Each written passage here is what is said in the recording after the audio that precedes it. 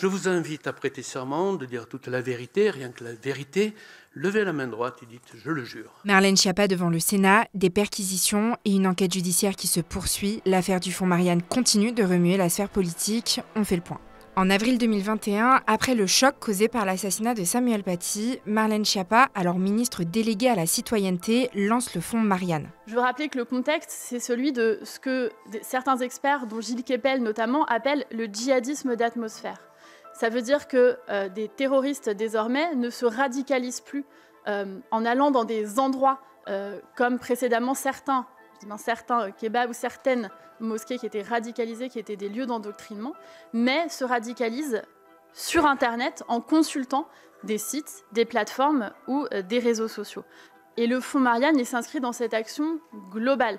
Initialement doté de 2,5 millions d'euros, il visait à financer des associations promouvant les valeurs de la République pour lutter contre le séparatisme et l'islamisme radical sur les réseaux sociaux. Mais cet argent, qui devait financer 17 associations, aurait été détourné. 2 d'entre elles sont notamment pointées du doigt car elles ont bénéficié d'un budget plus conséquent que les autres pour un contenu qui ne respecte pas le cahier des charges. Les associations USE, PPM et Reconstruire le commun sont au cœur de l'enquête. La première a bénéficié d'une dotation de 355 000 € qui aurait servi à financer l'alimentation d'un site internet et des publications peu suivies sur les réseaux sociaux, soit un montant hors norme pour ce type de prestations. À cette somme, se sont ensuite ajoutés 120 000 € destinés à financer les dirigeants de l'USE-PPM. La deuxième association aurait-elle reçu 330 000 €, mais ici, l'argent aurait servi à la création de vidéos dénigrant plusieurs personnalités de gauche, dont la maire de Paris, Anne Hidalgo, et ce, dans un contexte d'élection présidentielle. Une enquête judiciaire a été ouverte le 4 mai 2023 pour détournement de fonds publics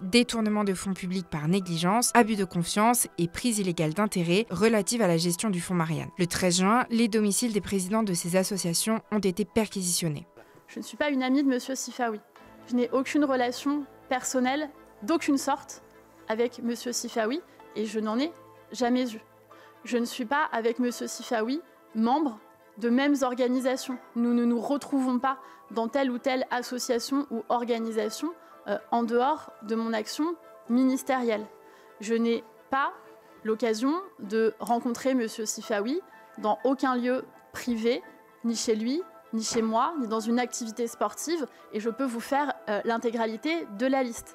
Christian Gravel, l'ancien patron des missionnaires de la structure en charge de la gestion du fonds au ministère de l'Intérieur, a lui aussi été perquisitionné. Le 14 juin, Marlène Schiappa a été auditionnée par la commission d'enquête du Sénat. L'ancienne ministre a admis que des dysfonctionnements dans l'organisation et dans la gestion de ce fonds avaient eu lieu.